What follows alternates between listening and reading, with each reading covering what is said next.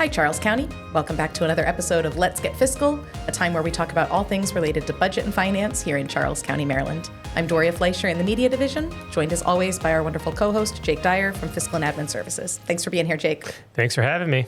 So, Jake, the last time we talked to you in a Let's Get Fiscal episode, we were talking about you had presented the budget to the commissioners. Correct. For fiscal year 2026. Yep. So we've had some things happen since then.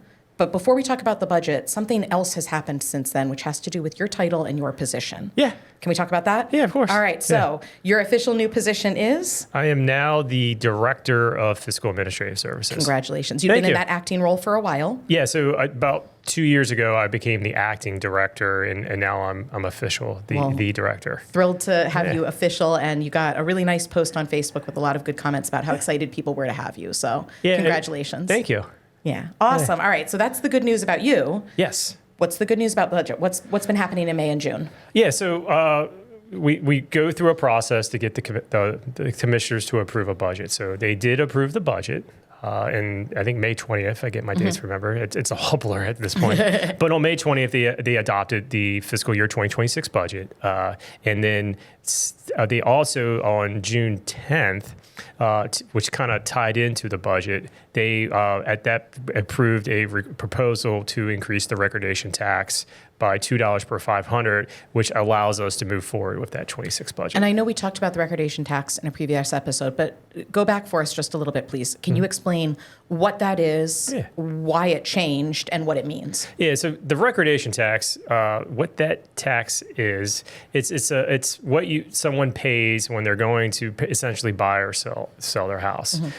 You pay this as part of your settlement costs. It's wrapped into the cash transaction piece, and it's a fee or tax that you pay. And the reason why that recordation tax was picked was for a couple of reasons. One, you might recall we did a community survey. The community came out and said that would be their preferred option to if we had to raise revenue. Which we knew we were going to have to raise revenue because we could see that to keep the budget balanced, that was going to be a step. So it was kind of like, we know we're going to have to ask you for more money. How do you want us to get that money? Yeah, so we were seeing, the challenges that the state was having. They were going to basically shift costs to the county that we weren't planning for. And they did. It shifted about 3.6 million to the counties. In addition, we also had the new elementary school that was opening up, which putting them two together just put some strains on the county's budget. Right. So that's why we reached out and did some community survey, like, hey, community, what do you would like us to do? And they overwhelmingly said to do this option. And then, because if we didn't do this option and we were to generate revenue, that would be property taxes or income taxes, and that would essentially impact everybody. And we were trying to stay away from that because we know there's people out there that are every 2 weeks, they're trying to pay their bills and so forth, and that would just put more of a strain on them, and we were trying to be mindful of that. So the recordation tax only impacts you if you are, one, buying a house or selling your house. Usually when you buy or sell your house, that's a transaction that you and the buyer or the seller negotiate, and a lot of times it's split 50-50. But again, that's between them two. The county's not going to tell you how to do that. Right. And then also, if you are like taking out a second mortgage or you're trying to get equity out of your house, there's situations like that you would pay that recordation tax. But that's only the only people who are going to have that impact is if they're doing that process of buying or selling. Yeah. Otherwise, people's taxes are not changing in that direct way. This was a specific thing. Okay. Correct. And then just to be clear, when you pay, there are exemptions out there, and it's in the state code. It's actually like 7 pages of exemptions, so it's kind of a lot to go through. But the short end of the stick is that basically, if you're selling or buying your house from your parent, stepchild, child, grandparent, anything like that. Immediate, you're not paying the recordation tax. So there's kind of, I think, two takeaways. One is that we found a way to increase revenue without impacting every single resident. Correct. And the other is that if you are somebody who might be subject to this recordation tax, make sure you look into it and figure it out beforehand so that you know what you have to pay, whether you have to pay all of that. Correct. Did I say that correctly? Okay, beautiful. So we showed the budget to the commissioners passed it. Then the recordation tax came up as kind of a separate item. It had its own public hearing. Correct. That got passed also. Yes.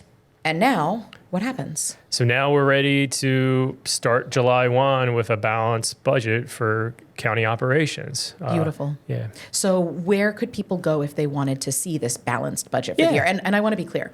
When I say when people want to go see that, I cannot imagine going through the level of paperwork that you do, but I know you're going to show me this concise way that I can do it. Yeah, so it's at a level accessible to me. Right. So you might see on my desk, there's just a thin document. It's called the Budget in Brief, and it's on our website. So it's a really brief document on the budget. And we put that document out there within a week or two after the budget's getting adopted, which kind of hits on the high level details of what's in the budget. And then in August, September time period, we put out our budget book, which is a very big document that gets into a lot of details of what's in the county budget and also provides other pretty interesting things like financial policies, statistics about the county. It kind of provides information on county parks. There's just a lot of stuff. It's the deeper dive. So this is the take a quick look. Yep. Deeper dive will come out later. Deeper dive will come out in August. Yes. Beautiful. Yeah. Okay. So we've talked about the budget. We've talked about how people can access it by going to the website. I'll make sure that's in the show notes. Yeah.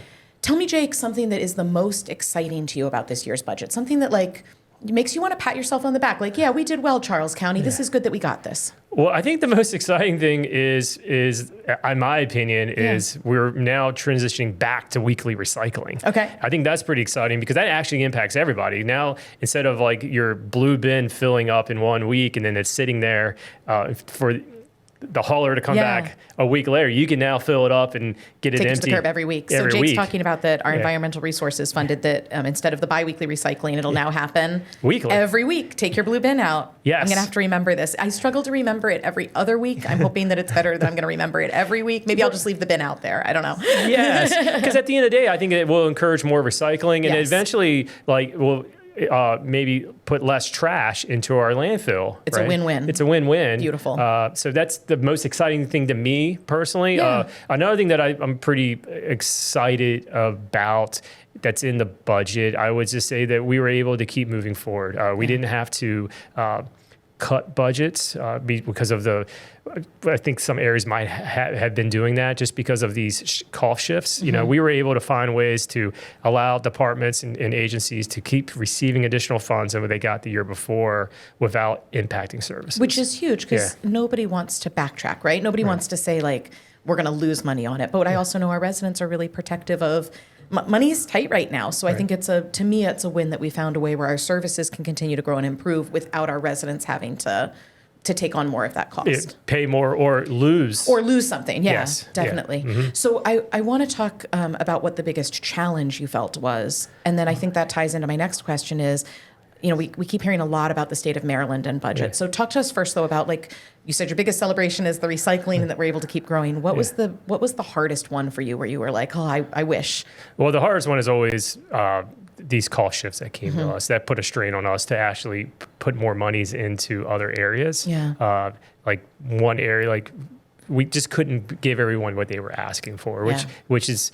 It's problematic, but at the same time, we were able to give them extra money, but the challenges the state had and them shifting costs on us created a challenge for us. Yeah, and it's a trickle down. Yes. And I know it is hard, especially because, it's interesting. I think about you've had this long career in Charles County where you've worked here, but this is also home for you. So when we talk about impacting services, for so many of our employees, this is both as an employee and as a resident feeling it on both sides. Correct. Yeah.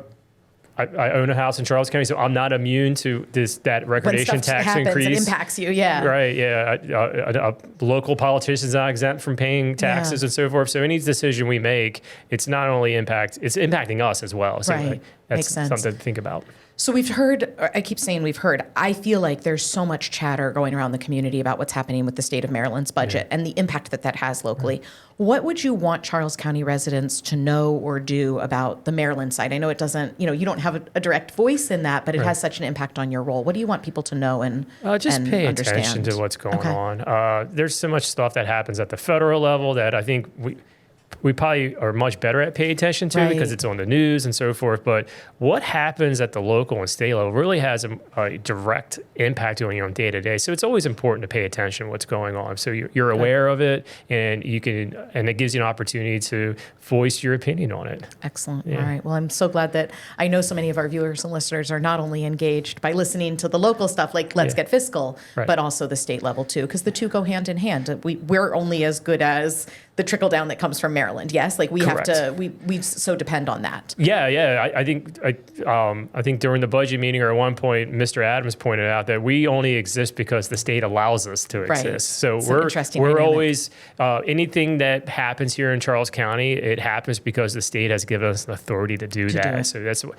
you got to keep in mind. It's not as easy as, hey, commissioners, go do this. Sometimes we got to say, hold up, we got to go to the state legislator and get the governor to approve it before we can start implementing it here in Charles County. Yeah. Politics, right? Jake, thank you. I think I'm excited to see kind of what happens next, because really there's not a big gap, right? We implement the new budget July 1st, but then we're going to start looking at the next year budget and community engagement and staff engagement efforts for that coming right up in the fall, yeah? Yeah, as soon as the budget book gets posted in August, it starts over. Well, I hope that you'll find a little bit of time to take off this summer and let your brain relax a little bit, because I know this was a bit of a marathon season for you. It's always a marathon. It's always a marathon, but you're good at it. Yes. So thank you for getting us through the budget season. Thanks for explaining it to people. And here's to fiscal year 2026 and beyond. Yeah, let's hope 2027 is less challenges from the outside forces, and we're able to get us to a good budget before the commissioners and that the community really wants. Love it. Yeah. Thank you so much, Jake Dyer, our Director of Fiscal and Admin Services here in Charles County, Maryland. Cool. Thank you. Thank you so much for tuning in to this episode of Let's Get Fiscal. You can always go back and listen to previous episodes to learn more, and of course, more episodes will be coming your way. Thanks so much for tuning in, Charles County. Take care, stay safe, and stay engaged. Thanks for listening. If you like this podcast and want to hear more, search Charles County Government on Apple Podcasts, Spotify, or wherever you get your podcast. And be sure to like and subscribe. We're also available on YouTube. Search Charles County Commissioners. And stay connected for all county news, information, and programs by visiting www.charlescountymd.gov/stay connected.